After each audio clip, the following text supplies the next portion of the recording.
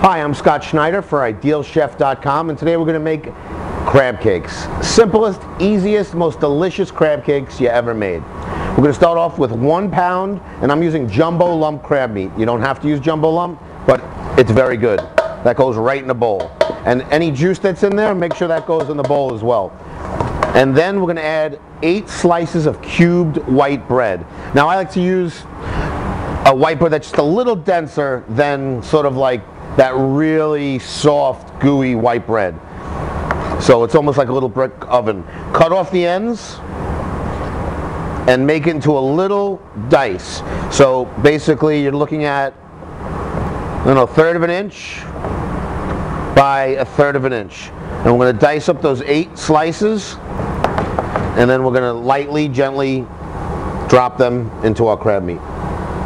Now the crab meat, depending on what crab meat you're using, if you're using a back fin or a special or a claw, you want to make sure you can get all the shells out of that crab meat. You don't want people biting into your delicious crab cakes and getting a crunch. So you can check out my video on how to clean crab meat on IdealChef.com. Alright, I've added all my diced bread into my crab meat, and now we're going to add our ingredients. I'm going to add 4 ounces of basil aioli. Now, you can check out the recipe for basil aioli on IdealChef.com under Scott Schneider. And then we're going to put 2 ounces of mayonnaise.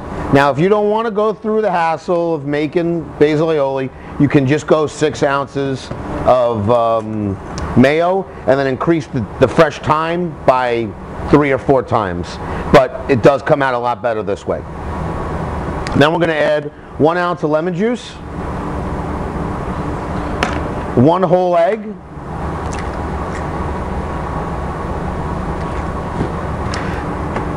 2 or 3 dashes of Tabasco. It all depends on how hot or not hot you like them. A pinch of black pepper, and like a ½ teaspoon of kosher salt. And then we're going to mix it up. About a teaspoon of finely chopped fresh thyme. Okay, now we're going to mix it up. Now, you're going to break up that crab. Don't break up the pieces, but you want to mix it really nicely in with the bread. So you want that bread to absorb up some of that crab juice, the egg, the mayo, and they're really, once you bake these off, you're never going to know the difference of what's crab and what's bread. It's all going to taste delicious. So you just want to really fold it in together and let that bread really absorb all the flavors that you have without breaking up any of those big lumpy crab pieces. Alright, once you mix it up really good, and I know there's a little raw egg in there, and what you can do is you can take a little bit off of it and cook it up in the oven or cook it up in a frying pan and then taste it and adjust your seasonings. I know this is going to be dead on right, or I don't even mind tasting something with a little raw egg, but you should not. That tastes very good. So like I said, if you want, cook it up, taste it, and you can adjust. We're going to let this mixture sit just for about 15-20 minutes. Really let it absorb everything well, and then we're going to pat them up. You can pat them up into little hors d'oeuvre sizes, big or larger appetizer sizes, or big entree sizes. Anything you want. You can make crab cake hoagies. They're going to be great. Okay, our mix has been sitting in the fridge for about 15-20 minutes. Any bread probably absorbed a lot of that little juices in the egg and all that stuff.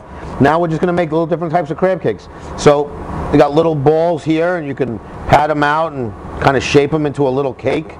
And those you can throw right on your parchment paper, or you can make more of an appetizer one, which is a little more like a handball. And then you can flatten them out once again. Or you can make a nice little, you know, a little smaller than a baseball, and make that into a nice little cake. Or you can use like an ice cream scooper if you want them to all be real consistent in size. Just scoop them with an ice cream ball, and boom, throw them in. Now we're just going to take these, we're going to throw them in a 350-degree oven. They're going to get golden brown on top and puff up just a little bit. And then when the inside's nice and hot and that egg cooked all the way through, they're done. Maybe about 10-12 minutes tops, and you'll have a really great, delicious crab cake. Okay, we pulled the crab cakes out of the oven. Actually, you know, we made a bunch of appetizer size ones after we showed you the small, medium, and large ones. But we see when you have this nice golden brown and dark brown color, they're done. That means the middle's going to be fully cooked, and they're really delicious. And if you want to do it as a little appetizer, you can just kind of take a little thing of field greens or any kind of lettuce you have, dress it with a little dressing. A lemon dressing would be really nice. Tilt that crab cake right on top. Put a little dollop of some basil aioli that you learned how to make on my other video right in front, and that is just a great appetizer. Not to mention, so are the little hors d'oeuvre ones as well. I'm Scott Schneider for IdealChef.com. Those are my crab cakes. Let's get cooking.